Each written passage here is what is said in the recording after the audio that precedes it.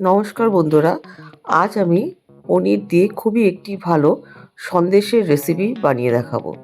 প্রথমেই 300 গ্রামের মতন পনির একটি মিক্সিং জারে টুকরো টুকরো করে দিয়ে দেব।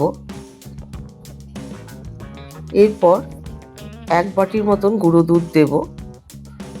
এরপর ওই পনিরের সাথে 3-4 হাতা লিকুইড দুধ দিয়ে দেব।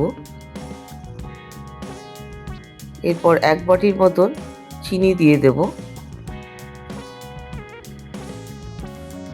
সামান্য কিছুটা এলাচি পাউডার দিয়ে দেব।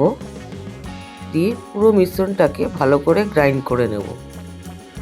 আর এক পাশে একটি প্লেটে যেদিকে মিশ্রণটি দেব ওই প্লেটে বাটার পেপার দিয়ে সামান্য একটু ঘি মেখে নেব।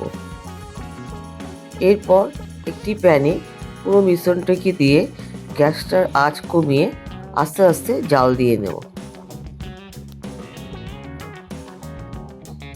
যতক্ষণ পুরো দুধটা শুকোচ্ছে না ততক্ষণ জাল দিতে থাকবো। এরপর ওই বাটার পেপারের উপরে কিছুটা ড্রাই ফ্রুটস দিয়ে দেব। দিয়ে আস্তে আস্তে মিশ্রণটাকে শুকাতে থাকবো।